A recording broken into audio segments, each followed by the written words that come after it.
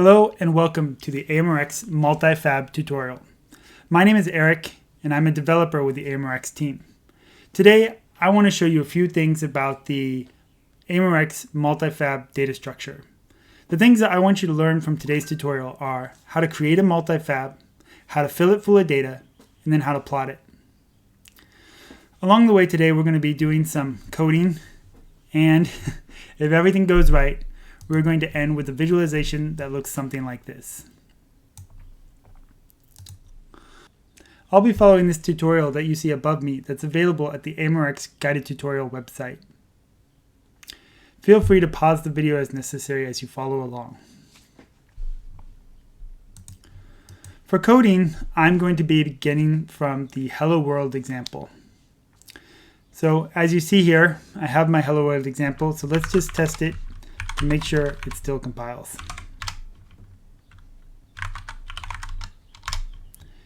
And it says hello world like it's supposed to, so that tells me I'm starting from a good place.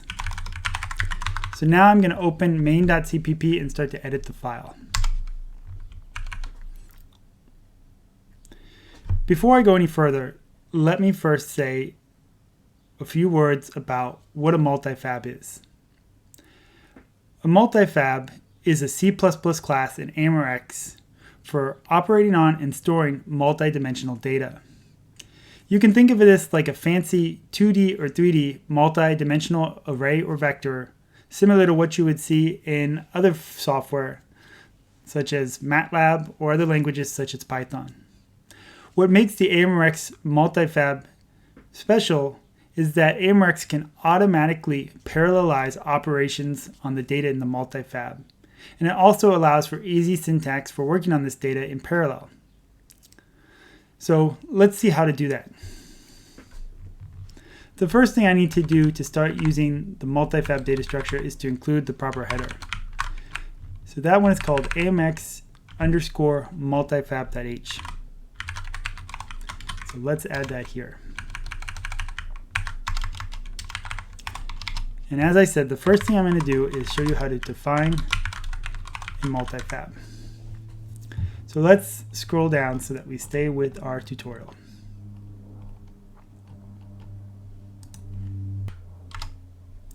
To define a multifab, we're going to need four things. The first thing is a box array, which is basically a list of boxes that cover our domain space. The second thing we're going to need is the distribution mapping. Distribution mapping maps each of those boxes to an MPI process. As you can imagine, this is important for how AMReX deals with this data in parallel. The second two things that we need, or the last two things we need, are the number of components, which is basically the data you want to store on these grid points in your domain. So for example, if I wanted to store temperature and pressure, that would be two components. For today's example, I'm just going to do one. And the last thing we need to define our multifab are the number of layers of ghost cells we want around the boundary of our domain. This will depend on your application. And for today, since we're going to be sticking to a relatively simple application, we're only going to use 0. So let's write some of that stuff down. So the first thing I'm going to write down are the easy ones, which is the number of components. So I'm going to say int number of comp equals to 1. I'm going to say int and grow. It's going to be the number of ghost cells, and I'm going to make that equal to 0. The next thing I need is my box array. This takes a little bit more to set up. I have to tell AMReX a few things about the domain to be able to set this up. So the first thing I'm going to do for this is start by defining the lower and upper indices. To do that, I'm going to use the AMReX int_vect object. So to do that, I type AMReX int_vect. For the low domain, I have domain low, like such. int_vect domain high. And because I want my domain to have a variable number of cells in each direction, which I'm going to call n cells, I'm going to go from 0 to n cells minus 1. This is zero-based indexing, which is similar to what you have in C++. Oops, that was not the button I wanted. N cell minus 1, cell minus 1, and cell minus 1. And now I'm going to tell it how many cells I want in each direction. And for this example, I'm going to use 32. Typically, the values of these variables will be read in from an inputs file. But for our example today, it's fine to just define them this way. So now I've defined the indices on my domain. I'm going to use that to define an AMReX box.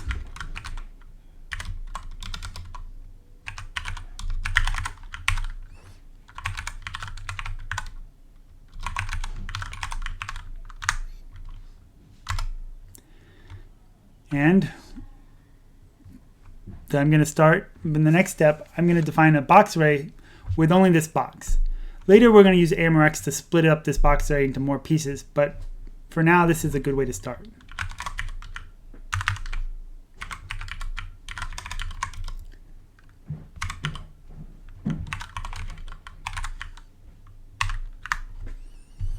Now let's just verify that we're on the right track.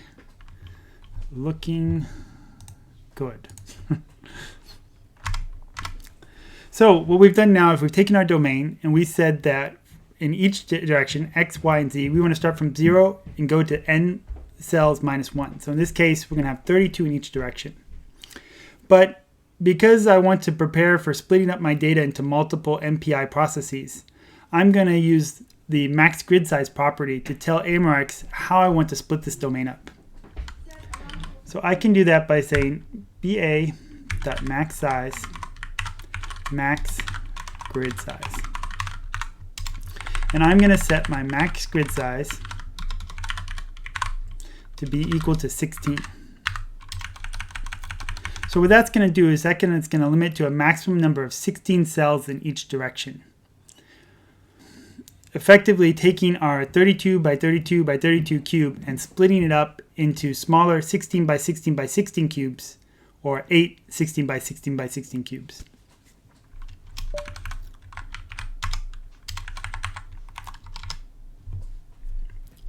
The next thing we need is the distribution mapping.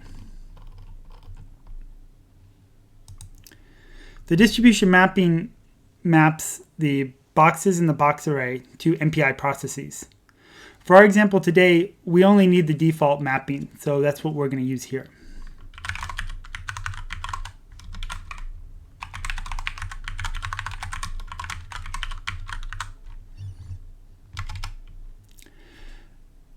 So now I have the 4 pieces I need to define my MultiFab. So the way I do that is with this line.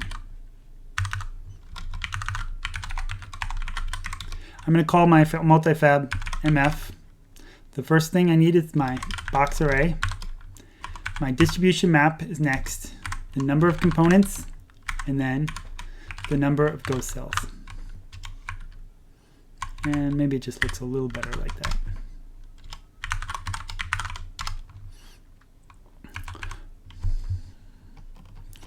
All right. Now before we go on to the next step, I'm just going to take a quick peek and see how we're doing.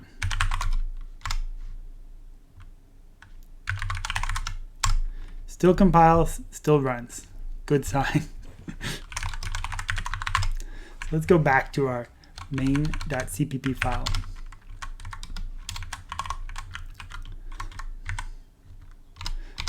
So the next thing I want to do is start thinking about adding data.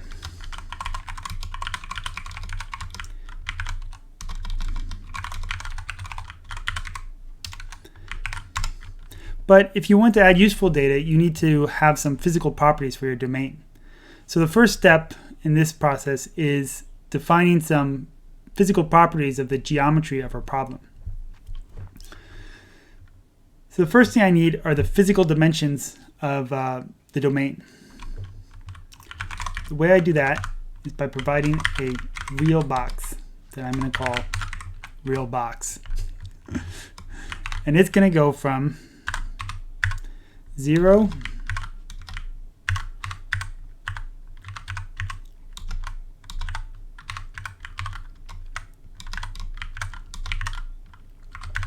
to 1 in each dimension. All right, so I've got my 0 to 1 cube in x, y, z. With that, I'm going to define a geometry object called geom using the domain I have and my box.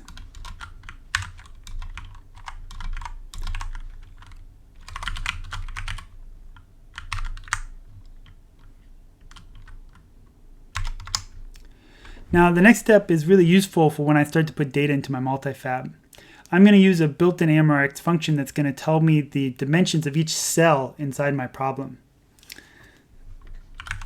And the way this function works is it stores them all in an array, specifically a GPU array. So that's what I'm defining here.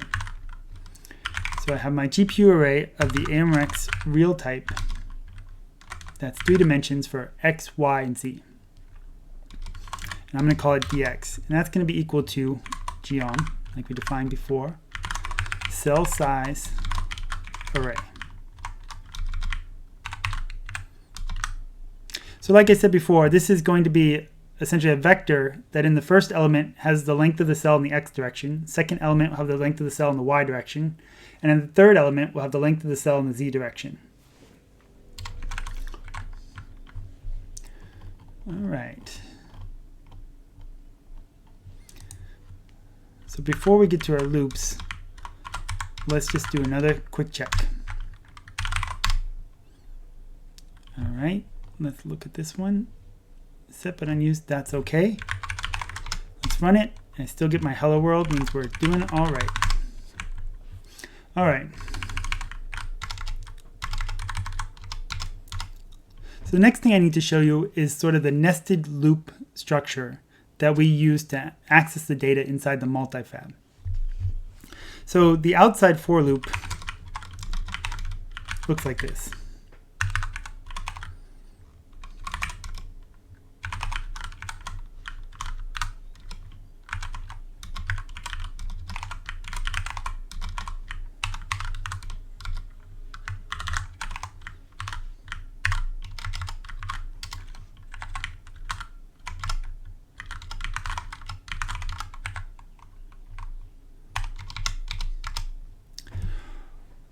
What this loop is doing is it's going to take our domain and those boxes we split our domain up into, and it's going to essentially divide those boxes between the available MPI processes. Kind of the way this works is that it gives each MPI process this loop and tells it to look at all the boxes in our domain, but to only do work on the boxes that belong to you. So once we're inside this loop, we're inside the box on our process, on our MPI process, and then we're going to want to work inside of this. To do that, we're going to set up a few things to keep track of where we are, a method to access the points, and then we're going to use our parallel for loop to do this as efficiently as possible. So the next thing I need to write here is to keep track of that box that we're on when we're inside this mf_iter loop. And we're going to call it just bx.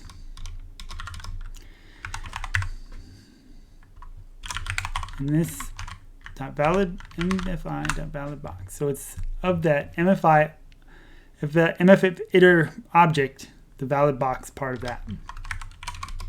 Next, I need to cast my MultiFab as an array 4 so that we can access it with the IJK indice notation.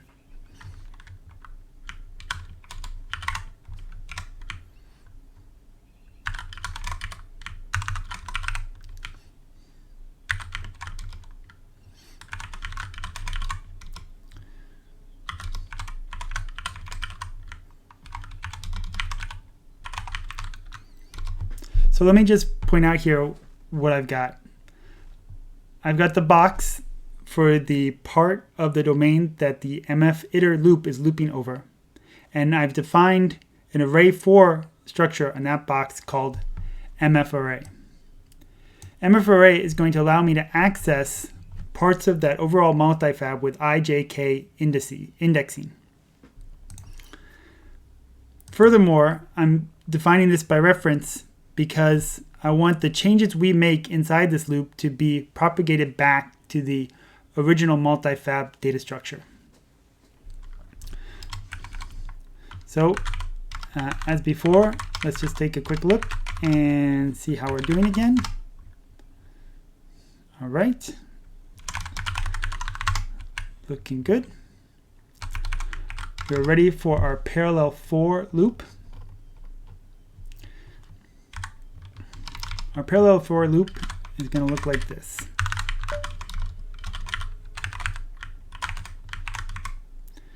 We're going to pass it the box that we're working on.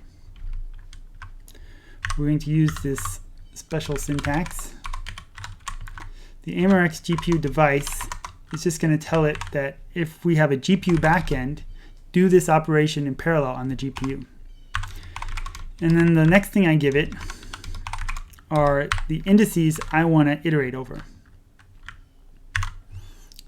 AMReX can automatically figure out the beginning and end of these indices from the box that we gave it here. And when I close this, I just want to point out that what I'm actually calling is a function. So I need to make sure that I don't just have a curly bracket. I also have a closed parenthesis and a semicolon at the end. So inside this loop, now we'll be able to access the individual parts of our multifab. To do that in a good way, we want to start defining what the XYZ values are for each part of our multifab is. And the way we do that is like this.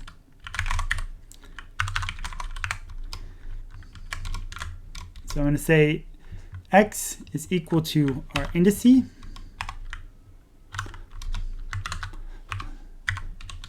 plus 0.5 times the length of our cell in the X direction. What this is going to do is it's going to give us the center, in the X dimension, it's going to give us the center of our cell. So what I'm doing now is I'm setting this up for cell-centered data. So now that I've done that in the X direction, I'm going to do that 2 more times for the Y and the Z. So let's make this a Y, and then this would be a J, and this is going to be a 1.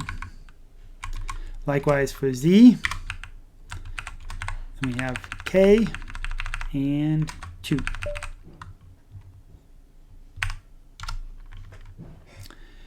Now we've defined the XYZ on our grid. I can use that information to fill in our grid with useful data. But what is the data I want? So if you remember the picture in the beginning, it was the fuzz ball. So how am I going to define that fuzz ball? The first thing I need to do is to make a sort of a distance function, and that's what I'm going to do here.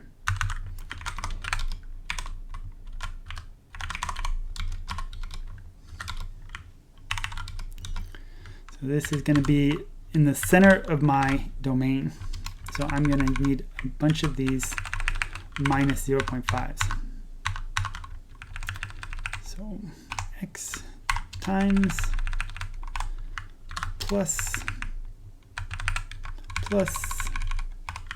times these should be Y's, and these should be Z's, and these should be Z's. And close parenthesis. Now, because I've done this before, I'm going to make my fuzzball just a little smaller by dividing it by 0.01. Okay, now we're ready to access the individual pieces of our multifab. The way we do that is by calling this MFArray, giving it the IJK index, and we're going to set that equal to 1.0 plus the exponent of our distance here.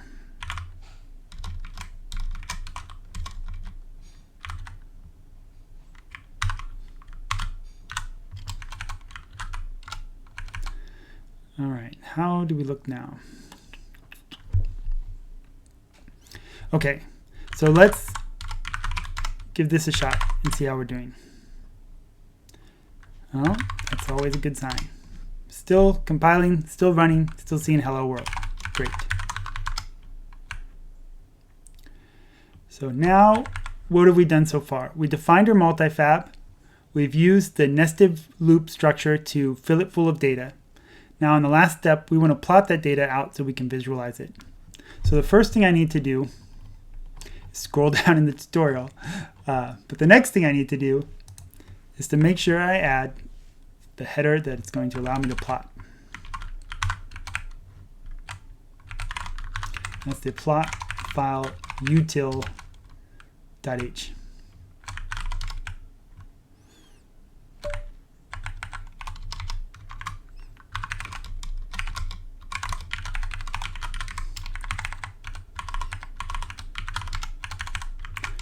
All right.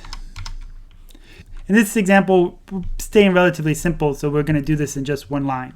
We're going to call this write single level plot file.